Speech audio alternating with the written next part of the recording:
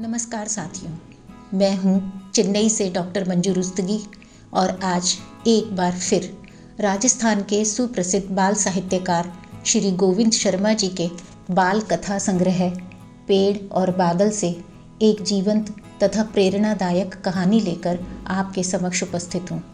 यह कहानी है विश्नोई समाज की एक साहसी महिला अमृता देवी की, जिन्होंने आज से लगभग 290 वर्ष पूर्व 363 स्त्री पुरुषों के साथ पर्यावरण संरक्षण के लिए अपने प्राणों की आहुति देकर एक नया इतिहास रच दिया था।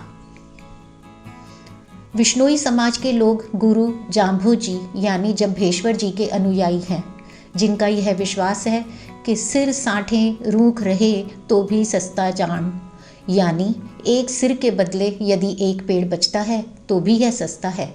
और इसी विश्वास पर अपने जीवन को अर्पण कर दिया अमृता देवी और उनके साथियों ने। गोविंद शर्मा जी की यह कहानी बच्चों में पर्यावरण संरक्षण के प्रति जागृति तो पैदा करती ही है, साथ ही भविष्य के लिए एक हरा भरा मार्ग भी प्रशस्त करती है। तो आइए सुनते हैं कहानी अमृता देवी ने बचाए वृक्ष। यह कहानी सच्ची है, सन 1730 की है। आज का राजस्थान तब कई रियासतों में बटा था। इनमें एक रियासत थी जोधपुर और जोधपुर के राजा थे अभय सिंह। जोधपुर रियासत में तब कई समुदाय रहते थे। इनमें से एक था विश्नोई समाज। समाज के लोग बहादुर और शांत स्वभाव के थे। ये लोग अपनी परंपराओं और रीति रिवाजों का मन से पालन करते थे। बहुत मेहनती थे। खेती और पशुपालन उनका मुख्य धंधा था। घर और खेत संभालने में उनकी महिलाएं भी पुरुषों के बराबर काम करती थीं। आप सब जानते हैं कि आजकल सारी दुनिया में पर्यावरण को बचाने के लिए विभिन्न उपाय किए जा रहे हैं। इसके बाद ज़्यादा से ज़्यादा वृक्ष लगाए जा रहे हैं। वन्य जीवों और पक्षियों को बचाया जा रहा है। इसके लिए कानून भी बनाया गया है। प्रारंभ से ही विश्नोई समाज का यह प्रमुख सिद्धांत था कि हरा वृक्ष न काटा जाए, न किसी पशु पक्षी का शिकार किया जाए। उस क्षेत्र के प्रमुख वन्य पशु हिरण और पक्षी तीतर को वे ना तो मारते थे, ना ही किसी अन्य को मारने देते थे। इन्हें बचाने के लिए कुछ भी करने को तैयार हो जाते थे। इसी समाज की एक महिला थी अमृता देवी। अपना घर, अपना परिवार और अपने खेत संभालना ही उसकी दुनिया थी। पर वह एक बहादुर महिला थी। उसने अपनी बहादुरी दिखाने के लिए ना तो कभी किसी पर हमला किया, ना ही अपनी ताकत के बल पर किसी का राज्य छीना और ना ही उसने किसी को गुलाम बनाया। उसने जिस लड़ाई में वीरता दिखाई वह पर्यावरण की रक्षा के लिए थी। अमृता देवी के गांव का नाम था खेजड़ली कलां। गांव के आसपास खेजड़ी नामक पेड़ बड़ी संख्या में थे। कम पानी में रेगिस्तान में उगने वाला यह पेड़ बहुत उपयोगी है। इससे जल लावन, पशुओं को चारा और मनुष्यों के लिए फली तो मिलती ही है। खेत के बीच में उगा हो तो भी इस वृक्ष से खेती को नुकसान नहीं पहुंचता है। सन 1730 की बात है। राजा अभय सिंह का नया दुर्ग बन रहा था।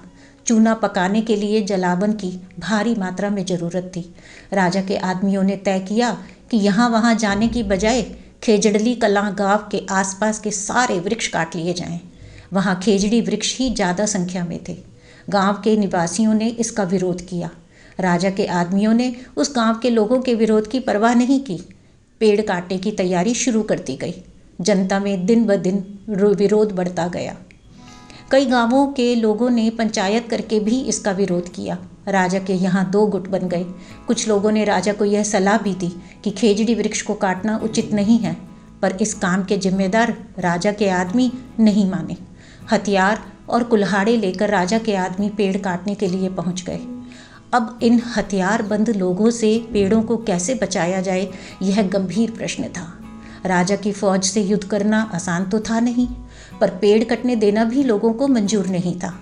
आजकल देश में पेड़ों को बचाने के लिए उत्तर भारत में चिपको आंदोलन तो दक्षिण भारत में अप्पिको आंदोलन चलता है।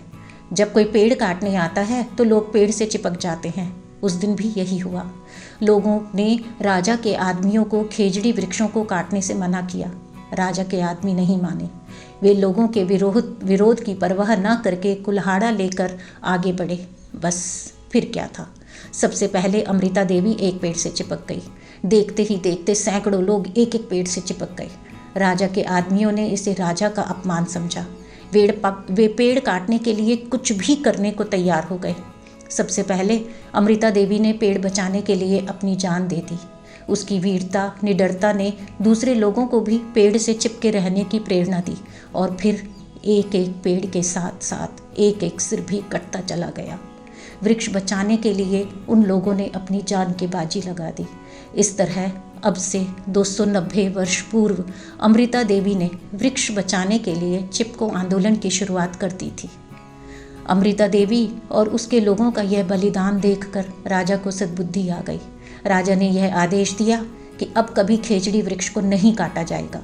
अमृता देवी के इस त्याग के बाद यह वृक्ष बचाने के लिए लोगों को ना तो राज का विरोध करना पड़ा और ना ही जान गंवानी पड़ी। आज तो खेजड़ी राजस्थान का राज्य वृक्ष कहलाता है। तो यह थी कहानी अमृता देवी ने बचाए पेड़। आशा है यह कहानी आपको अपने आसपास के किसी भी हरे भरे वृक्ष को न काटने की प्रेरणा देगी और यही आपका पर्यावरण संरक्षण के लिए महत्वपूर्ण योगदान होगा। धन्यवाद।